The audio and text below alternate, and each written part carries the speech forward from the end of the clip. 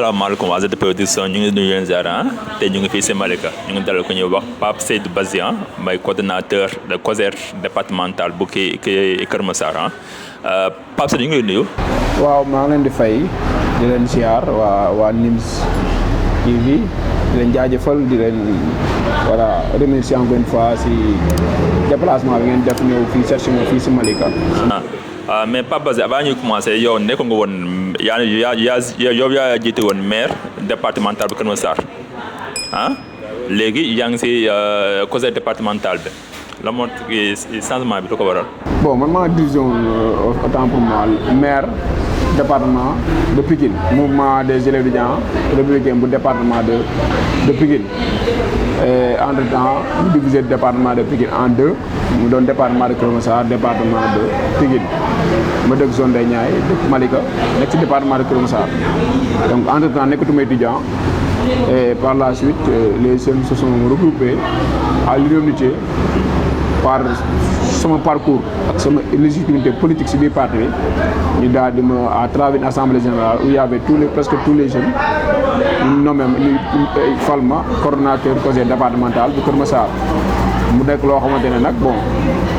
da nga ko jël en toute responsabilité parce que il y avait pas la main ou bien l'intervention d'aucun responsable c'est seulement que des jeunes après 3 mois de discussion entre nous ñu fal ma comme coordonnateur COJER départemental bu Kër Massar du Macky Sall moo intervenir du coordonnateur Moussa Sow wala du Amadou Khod du Assom kenn moo intervenir si li nga xamante ne ay ndaw ñoo toog waxtaanee ko seen biir gis ni man maa gën a habilité man maa gën a am légitimité historique ci biir parti bi fii si Kër Massar en tant que ndaw pour diriger COJER bu département bu Kër Massar bi nga xam ne mooy département bu bees bi donc loolu c'était il y a plus de 4 mois 5 mois avant ñu def élection locale si lañ ma ko tabbee ma kon ne di ko nekk ba léegi nii. voilà te xam nañu peut-être am na ñu ngi seetaan comprendre lan mooy COJER parce que man laa yor mooy COJER la may wax. bon c'est la convergence des jeunes républicains nga xam ne ndaw ñi nga xamante ne ñoo ànd ak son excellence président Macky Sall di ko jàppale si politique si biir parti APR donc loolu mooy la COJER jeunesse convergence des jeunes républicains instance la si biir parti APR comme nu mu amee cadre yi am enseignants yi am étudiants yi am jeunes yi donc loolu moo nekk bon suñu rôle mooy que ni accompagner le président de la République être des boucliers du président vulgariser ses réalisations être ses jeunes être à sa disponibilité défendre les couleurs de notre parti faire des animations politiques massifier le parti en termes de jeunesse et ainsi de suite donc loolu mooy en grosso modo le rôle de cette instance du parti comme bépp parti politique boo xam ne dafa am ay instance du parti. voilà soo xoolee dafa mel ni COJER amatuñu visibilité quoi dafa mel ni comme instance dafa mel ni waa maire sax ñoom ñoo leen gën a jëngu léegi. waaw bon xam nga instance moom si doxalin bi la ki ko jiite moo koy mën a animer maanaam président mooy suñu parti dafa spécifique nu muy fonctionner bokkul ak yeneen parti politique yi suñu parti président Macky Sall mooy tabb le coordonnateur national bu tabee le coordonnateur national maintenant c'est le coordonnateur national qui doit définir la politique de l'instance au niveau national et qui doit décentraliser ses actions au niveau de la base donc mais malheureusement comme maire bi nga wax comme moo gën a actif so loolu si njiit bi la mooy le coordonnateur Abdoulaye Diagne peut-être yow gis nga ni moom moo gën a actif mais également la COJER malgré ça mu ngi def ay jéego coordonnateur Moussa Sow ak mu dee mu ngi def ay jéego di jéem animer le parti bi au niveau de la jeunesse bien vrai que am na ay sooxe mais bon muy góorgóorlu daal donc ñun bu ñu sañoon affaire bi gën a huilé wu comme le maire voire même plus que le maire parce que COJER moo gën a nekk instance bu gën a am importance surtout en termes de politique en termes d'animation que le maire donc normalement COJER moo waroon gën a dox que le maire donc malheureusement c'est pas le cas donc si coordonnateur bi la dañ koy woo di ko gën a ñaax bu gën a góorgóorlu bu gën a jàppale les jeunes à la base pour que instance bi mën a dox comme le président Macky Sall ni mu ko bëggee donc loolu la quoi en grosso modo mais daal ñun am nañ yaakaar am nañ yéene jàppale ko si liggéey boobu noonu. si bu ñu consulter. voilà soo xoolee comme peut-être dëkk bi monde bi léegi tout est virtuel wala yëpp si réseaux sociaux lay xewee mais yéen da ngeen a faible si réseaux sociaux yi yéen waa COJER. dafa mel les autres partis ñoo leen ëpp doole téeméeri junni yoon quoi. alors si organisation la rek parce que tey man tey su ma nekkoon jiitu ko gère je pense que ni le parti dina sentir que ni il y a une jeunesse là qui est là pour le parti pas pour man en tant que coordinateur de la COJER mais une jeunesse du parti qui sera là pour le président Macky Sall et qui va défendre le président à chaque instant, c'est-à-dire essayer de voir comment responsabiliser les jeunes à la base à travers les moyens, les maigres moyens que le parti dégage pour le fonctionnement de la structure. Naka ngay mën a appuyer les structures à la base, comment subventionner les structures à la base pour que ces structures-là puissent mener leur politique à la base, faire la communication, défendre le président de la République, vulgariser ses réalisations. C'est-à-dire le coordinateur national, c'est ça qui doit être son rôle, mais pas au niveau seulement national, avoir une équipe et que cette équipe-là puisse faire le travail. Je pense qu'il doit décentraliser ses actions au niveau de la base. Imaginons les 46 départements du Sénégal. Département bu nekk la COJER soit dynamique là-bas, donc que les actions soient menées là-bas et au niveau de chaque 46 départements les communes qui sont là-bas, que les structures qui sont là-bas puissent mener des actions. Donc dans ce cas s'il y a impact que seulement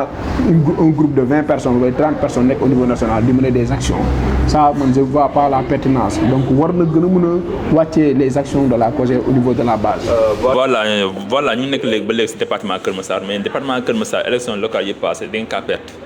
waaw ngeen perte 4 communes yi aussi si biir département Kër Massar benn rek moom ngeen gagné mooy commune nu kii Malika voilà. Bon boo xoolee élection locale yi c'est vrai on a perdu 6 département Kër Massar 6 communes la. 6 communes 5 communes la ñu perte gagné benn muy xam ne mooy commune Malika. ngeen perte aussi département. ñu perte département en même temps donc mu nekk loo xam ne ñun ñëpp dañ ko naqarlu méttiirlu ko parce que du yoon le président de la République Macky Sall créer un nouveau département normalement opposition bi avant ñu retrouver amaguñu repère pour mën a xam exact parce que géographiquement il y a des découpages qui ont été faits donc ces découpages là devaient être en notre faveur mais malheureusement ça s'est retourné contre nous donc raison pour laquelle on n'a pas pu saisir de cette occasion là pour gagner ce département là mais actuellement ñun on s'est ressaisi xam nañ ñu baax ni perte nañ 5 communes sur les 6 Malika lañ gagné donc dañ koy jaajëfal bu baax le maire Talla Gadiaga qui a sauvé l'honneur dans ce département là en gagnant la commune de Malika sous la bannière de Benno Bokk Yaakaar. yow lan moo waral cause bi. bon cause bi mooy que ni xam nga au niveau de Malika bon quoi qu'on puisse dire Talla il a une assise parce qu'il est là depuis plus de 20 ans. Il a peut-être, il maîtrise la commune, il y a les réalités socio-économiques au niveau de Malika qui font qu'actuellement, bon, Malika s'est retrouvé encore une fois entre les mains de Talla Gadiaga. Donc, liggéey bu mu fi liggéey la. Mais par contre, au niveau des autres communes, on pouvait gagner. Mais il y avait une division, voilà, c'était incompréhensible. Ce qu'on voulait dire, mana. Donc, à un moment, on a tout perdu. Mais si on avait réuni nos forces là, on allait gagner le département ainsi que les autres communes. Donc, on l'a perdu, Kër Massar Nord avec Assam, on l'a perdu, Jaxaay, ainsi de suite. Donc, Malika l'a gagné. Donc, Malika doit servir d'exemple pour les élections législatives au niveau de ce nouveau département-là. Voilà, soo xoolee parti APR wala benn bokk yaakaar nekkul la Malika rek wala nekkul Kër Massar rek ngeen perte soo xoolee Sénégal les villes yu mag yëpp da ngeen kaa perte ñu si mel ne ay Guédiawaye ay Dakar ay Tëngéej yooyu yëpp da ngeen kaa perte. moom laa lay wax xam nga même le cas de Guédiawaye mais on a gagné Pikine mais même le cas de Guédiawaye. département Pikine yi nga gagné aussi tamit nii la rek. non du comme Guédiawaye nii la. parce que tey quoi qu'on puisse dire Guédiawaye dañ ko perte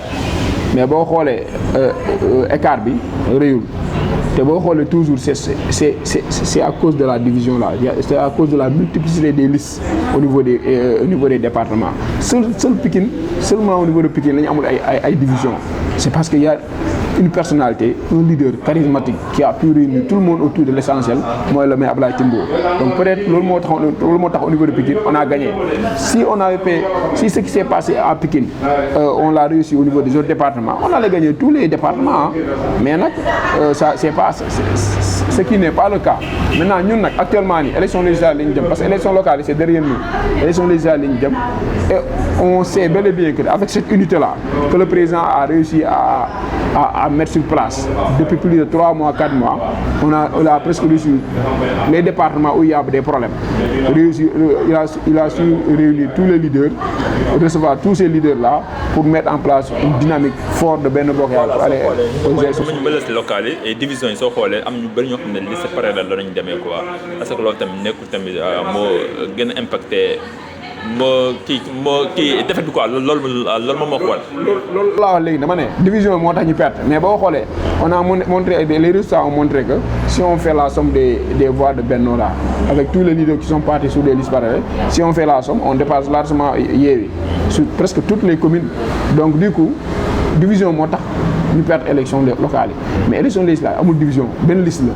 liste Benno liste Yewwi ak xawma ak wàllu soi-disant wàllu je ne sais pas quoi maintenant nag on verra qui est majoritaire dans ce pays nañ xam ne baax élection législative élection locale ñun ñoo majoritaire parce que même élection locale yi ñoom malgré nos divisions là ñun ñoo ëpp les communes yi ñu gagné fuuf comprendre donc tey bu ñu ñëwee élection législative dañ leen dóor yi métti c'est évident. voilà soo xoolee tamit local romb na mais ñu ngi ñëw si législative yi soo xoolee législative est-ce que may ñu naan li bu maatoon local yi est-ce que tamit dinañ maataat si législative yi. non législative yi. lu am si local yi si am si législative parce que législative du local. législative dafa am benn particularité xam nga local affaire de nawetaan la affaire de koñ la. ku nekk mbër bu nekk day jëm a fëgg dëndam naan mën a kenn ku ne ngay xool lan nga am sa au niveau de ta base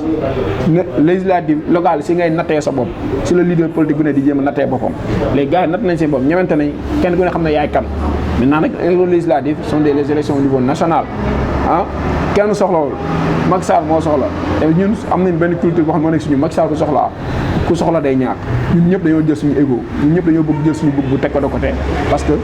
c'est le président qui a besoin c'est notre leader qui a besoin de ces élections là et donc l'unité est devenue une obligation ñun ñëpp dañuy boole suñu force teg suñu ego de côté pour dem dans l'unité pour gagner élection législative c'est ce qui va se passer dans tous les départements du Sénégal doo gis benn liste parallèle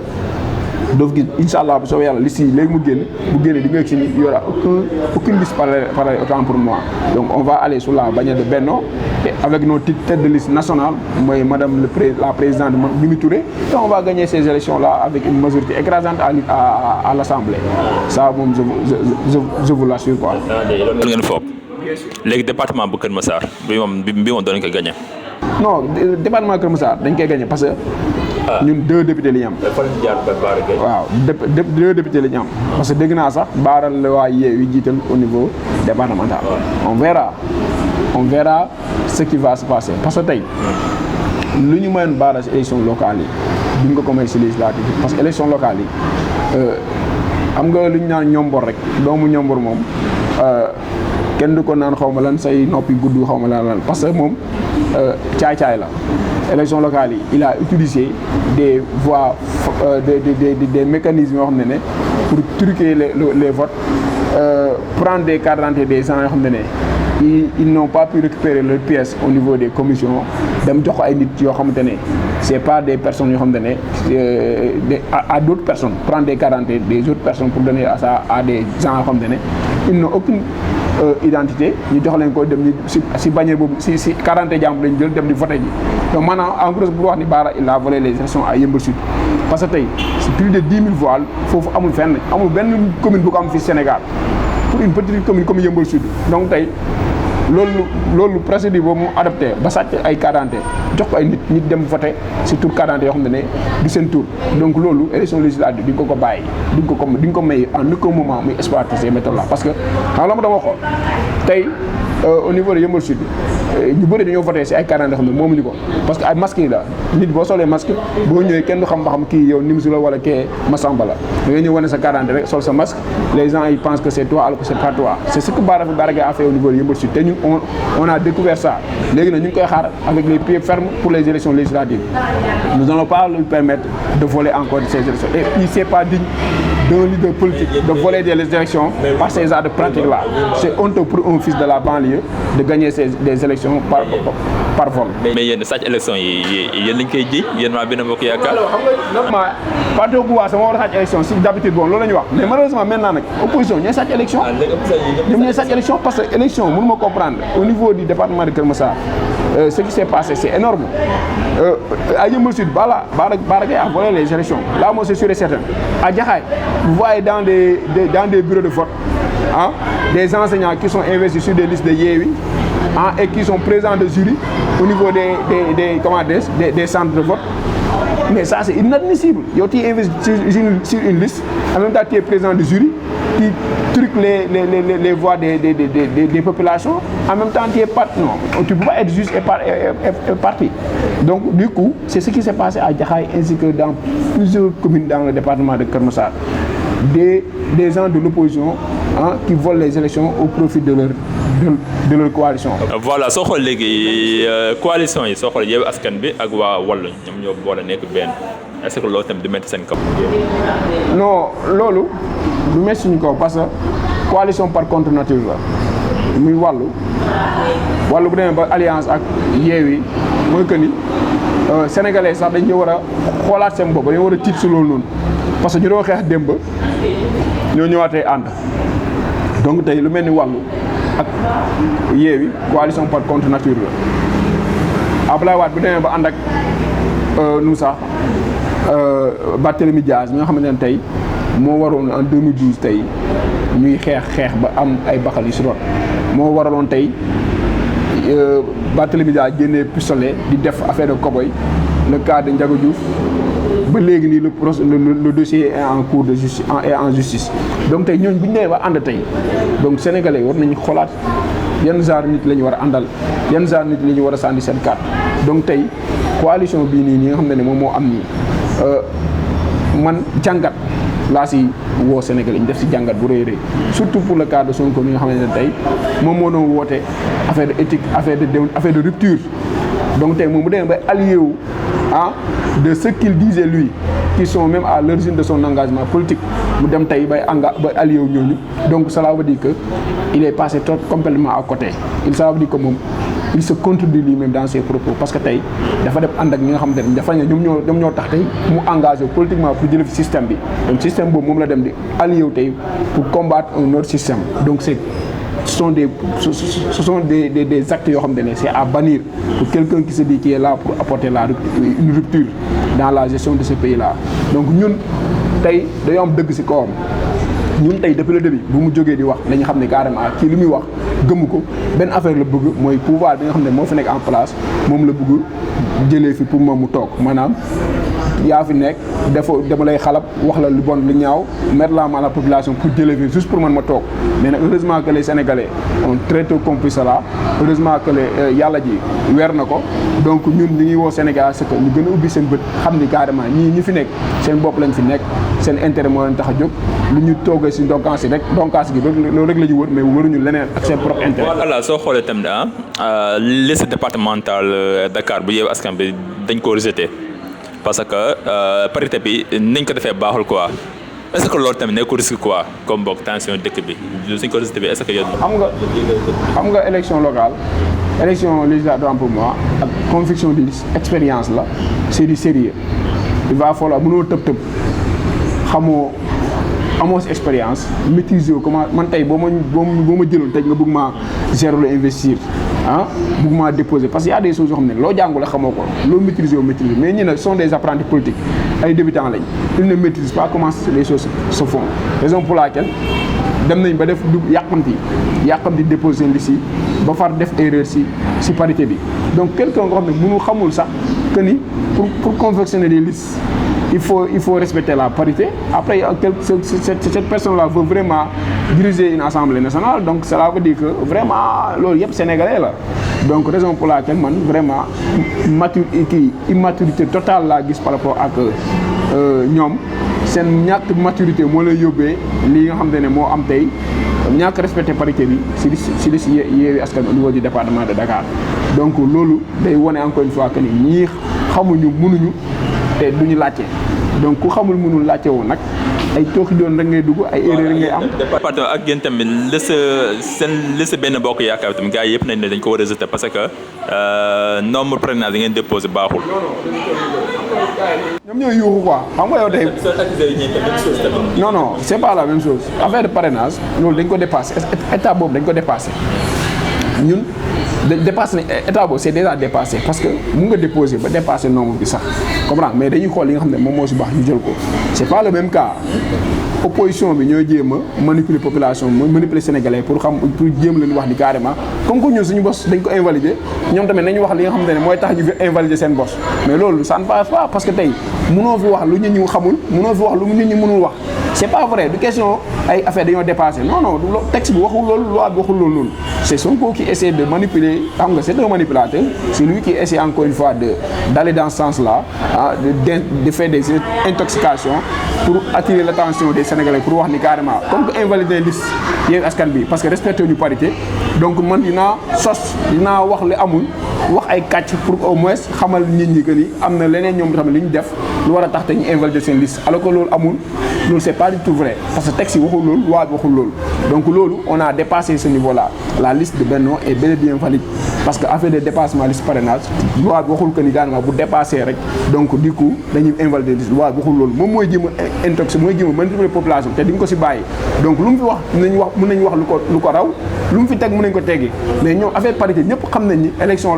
législative boo respecté wu parité bi même xale bu judd tey xam nañ que boo respecté parité bi rek sa liste boobu dañ koy invalider donc loolu moo leen daal donc invalider nañ seen liste ñu bëgg tamit ñun ñu invalider suñu liste loolu duñ ko nangu. voilà soo xoolee élection yi Pape Djibril Fall. Guy Marius Sagna dañoo dugg mais bon mais sax wax ko sax Pape Djibril Fall mais Guy Marius Sagna daañoo bokk liste Yewwi Askan Wi parce que moom société civile la woon peut-être dafa doon noo gisee dugg si Guy Marius Sagna. non xam nga Guy Marius Sagna man depuis le début mënuñu ko considérer comme société civile parce que c'est un politicien déguisé. ba nga xamante ne tey ñun ñëpp xamoon nañ depuis le début que ni moom c'est un pro Sonko c'est pas un membre de la société civile. Guy Marius Sagna du activiste c'est pas un membre de la société c'est un politicien Yewwi la bokk depuis le début lu mu doon def yëpp Sonko moo ko doon yónni muy def affaire yooyu di perturber dëkk bi di wane ni carrément il est un membre de la société mais nekku ko donc moom lii nii position bi ni bettuñu sénégalais yi peut-être yeneen nit ñi la bett mais ñun xamoon nañu depuis le début que ni tout ce qu'il fait là c'est pour le compte de Pastef donc sa position aujourd'hui ne nous surprend pas waaw. donc beneen affaire bi mooy que ni société civile bi nga xam ne moom mooy société civile bu digne dans ce pays là ñu xam nañ ko te société civile boobu dañu leen di gën a encourager parce que quoi qu'on puisse dire un leader qui dit que tu aspires à devenir président de ce pays là ku mel ni peut-être Ousmane Sonko wala Barthélémy Dias waroo tirer ci société civile parce que société civile boobu tey depuis 2011 société civile moo fi nekkoon ni xeex Abdoulaye Wade te c'est la même société civile qui est là qui s'est combattue avec l'injustice qui était là depuis le temps de Wade donc tey où était Ousmane Sonko lorsque ces gens se battaient là pour défendre les intérêts de ce pays là pour défendre l'impunité dans ce pays là en 2011 où étaient ces leaders qui se disent aujourd'hui patriotes et qui aspirent à devenir prêtres à briguer le suffrage de notre pays où étaient ces leaders là donc tey man damay wax ni la société civile a notre soutien parce que Sonko dégg naa muy attaque société civile c'est une société civile au service du pouvoir c'est pas du tout. comme exemple Sonko ma ñëwaat Sonko dafa ne liste Yewwi suñ ko bëri def élection du am biir Sénégal. loolu ay waxi caaxaan la xam nga Sonko ñun on est habitué à ces dits parce que tey bu taxawee ne liste Yewwi buñ ko validé élection am Sénégal mooy day wax li ko neex rek parce que fii moom dëkk bi moomu ko du bàyyam moomu ko mënul wax fii loo xam te ne mënu fi imposer kenn den xam nga jàpp nañ peut-être tey boo nekkee lekk say ginnaaw ba sa biir fees nga tëb di wax li la neex tu te trompes fii force restera à la loi dans ce pays là bés bu génnee naan taxaw fi naan daf ñu empêcher sa élection yi du am c'est lay xam ne carrément dëkk bi santul Sonko loolu ñu ngi ko siy xaar bu baax a baax nañ dem ba ñu toll si ba xam Sonko mën a télé si élection Sénégal am tuuti na si ndaw na si te amul sañ-sañ xam nga ay wax caaxaan moom ay wax caaxaan rek laa ko mën a jàppee quoi vraiment. ok bu may naan temps bi jeex na. mais bon mu ñëwaat si département Kër Massar élection législative yi lycée peut-être mën na génn tey mën na génn si on ne sait jamais quoi yow soo bëggee su fekkee dañ ñaaw jox nga choisir liste koy dugal si liste départementale. Bon,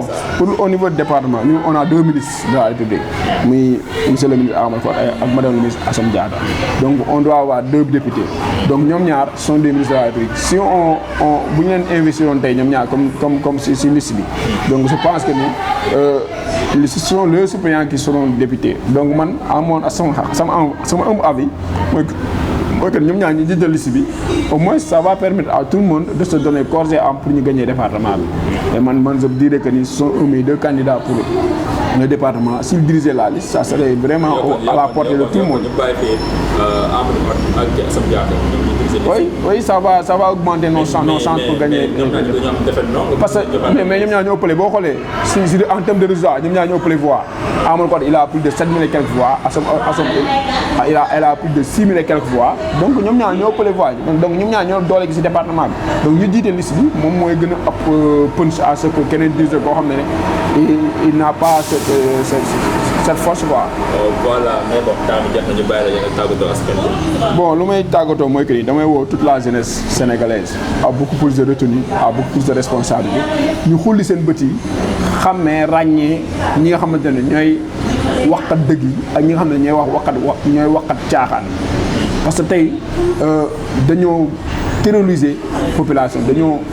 terroriser jeunesse bi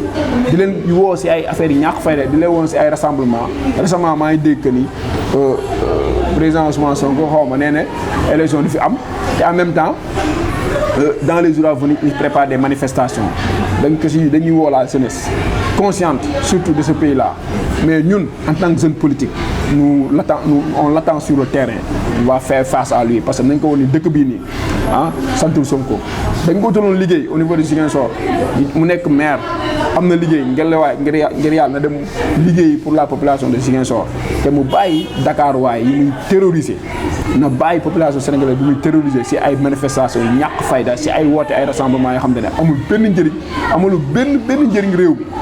Sénégal bi ñu nekk nii c'est sur le Sénégal de Macky Sall. Macky Sall moo nekk actuellement le président de la République du Sénégal. Il va falloir que mu accepter loolu ci biir xolam chaque fois moo xam tant que amul grandeur accepter que c'est le président de la République mooy président de la République moom mooy le président de la République de tous les Sénégalais. Donc c'est ay naqar xol lay dëkk c'est ay métit lay dëkk donc il va falloir mu nangu loolu ba pare mu bàyyi président Macky Sall liggéey li nga xam ne moom la nekk di def pour le Sénégal à travers ses énormes réalisations. Aujourd'hui nous préparons les élections législatives moom nee na moom lañ tabb comme tête de liste au niveau national pour Yewwi ñun suñu tête de liste nationale c'est madame la présidente Mimi Touré. nañ ñëw ñu dem élection ñu jàkkaarloo ku mun sa morom duma te mu bàyyi terroriser sénégalais yi te mu bàyyi terroriser Dakar waaye ñun fii lañ dëkk banlieue ñu ngi koy xaar lu muy def Dakar bu dee am ñeme na rek wala am na sañ-sañ rek na ñëw dugg banlieue jëm ko def boobaa il va retrouver des fils dignes